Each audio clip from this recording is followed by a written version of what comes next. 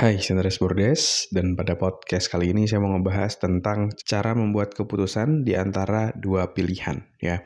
Ini pertanyaan yang masuk dari Alwi Fajar ya di salah satu episode podcast pengembangan diri. Kita akan bahas di episode kali ini ya. Jadi buat kamu yang mungkin merasa lagi sulit membuat keputusan atau merasa bingung di antara dua pilihan, antara A atau B, kerja di sana atau kerja di sini, kamu bisa dengerin episode ini sampai selesai ya. Dan sebelum itu saya mau ngingetin lagi buat kamu yang mau lebih jago public speaking untuk presentasi di kuliah, di pekerjaan, di organisasi dan dimanapun, dan mungkin kamu mau jadi content creator juga, kamu bisa pelajari skill public speaking ya di free webinar Public Speaking Hacks yang akan kita adain di tanggal 1 Desember nanti dari jam 7 sampai jam 8 malam. Kamu bisa pelajari secara gratis skill public speaking ini. Silakan daftar di selfdev.id/webinar ya, selfdev.id/webinar, atau kamu bisa langsung klik link yang ada di deskripsi. Daftar sekarang juga karena slotnya terbatas. Oke, mari kita bahas tentang gimana sih caranya kita membuat keputusan di antara dua pilihan ya. Sebagai anak muda usia 20-an gitu ya, pasti kita sering bingung nih dalam membuat keputusan ya.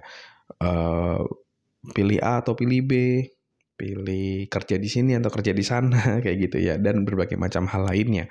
Dan membuat keputusan itu seringkali sangat-sangat krusial dan akan berdampak kita ke masa depan kita. Kalau kita salah mengambil keputusan, akhirnya bisa berdampak ke seluruh kehidupan kita gitu. Ya, salah ambil keputusan bisa berdampak ke seluruh kehidupan kita. Ya, ada satu meme yang pernah bilang bahwa kalau kita salah pilih istri itu bisa jadi neraka di dunia gitu. Sempat ada yang bilang kayak gitu. Jadi maksudnya ketika kita salah ambil keputusan, akhirnya dampaknya itu bisa jangka panjang kayak gitu, ya kan? Nah, terus gimana sih caranya untuk kita bisa mengambil keputusan?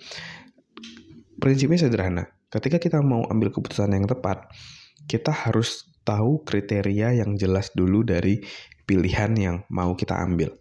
Kalau kita udah tahu kriteria yang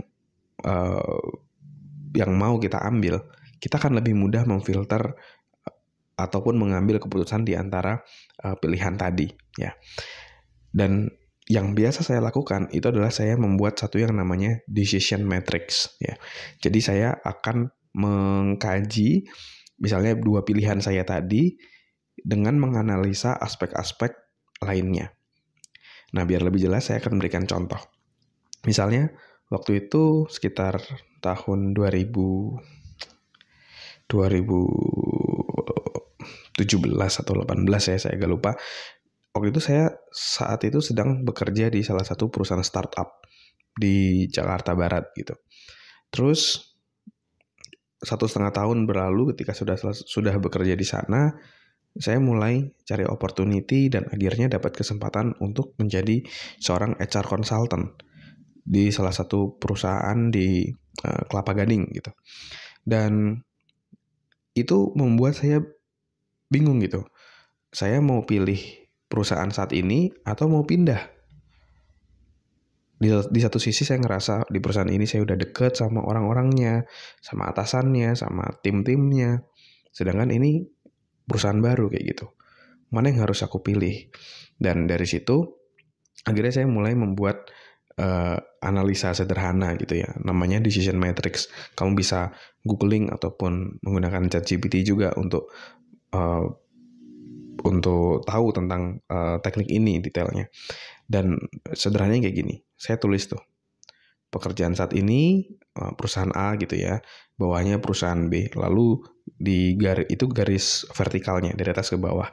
Dari garis horizontalnya kiri ke kanan saya tulis kajian saya. Kayak misalnya yang pertama gaji, terus yang kedua pengembangan karir, terus yang ketiga misalnya jarak kayak gitu, terus yang keempat misalnya pengembangan diri misalnya. Oke. Terus yang kelima misalnya lagi masa depan gitu ya. Jadi ada 5 aspek.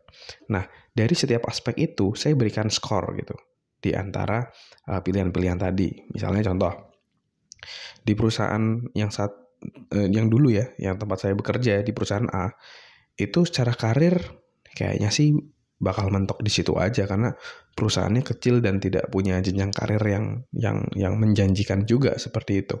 Dan ini perusahaan startup gitu. Jadi di karir saya berikan skor, saya lupa detailnya, tapi saya berikan skor waktu itu rendah, kayak misalnya 4. Sedangkan di pekerjaan baru sebagai konsultan, ini sangat-sangat menarik buat saya dan bisa jadi portofolio bagus buat saya. Saya berikan angka 10 gitu. Dari secara gaji di perusahaan waktu itu saya kasih skor 6 ya 6 gitu ya. Ini skor pribadi. Terus di pekerjaan pilihan selanjutnya, pekerjaan B, saya berikan angka 8 karena ada kenaikan juga di sana. Terus dari secara jarak,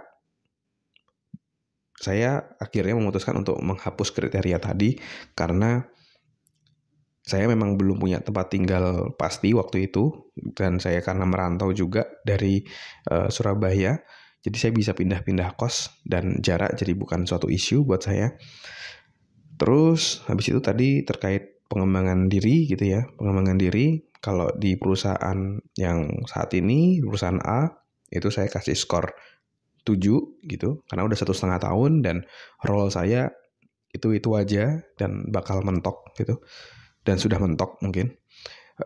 Tapi di pekerjaan pilihan selanjutnya yang di pekerjaan B itu saya berikan angka 10 gitu. Karena di situ saya akan dapat banyak pengalaman, pengembangan diri, development sebagai seorang HR konsultan yang kuat, dan juga di situ saya juga bisa akan menghandle berbagai macam perusahaan yang akan jadi suatu sarana pengembangan diri juga buat saya gitu. Dan setelah saya berikan skor seperti itu, saya lihat skornya. Oh, ternyata pekerjaan B itu skornya jauh lebih tinggi.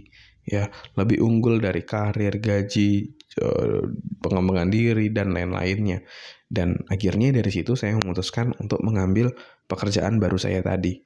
Terlepas, ya tadi mungkin pertimbangan lingkungannya berubah dan lain-lainnya kayak gitu. Tapi karena saya sudah menganalisa dari aspek-aspek kriteria yang paling penting apa dan yang paling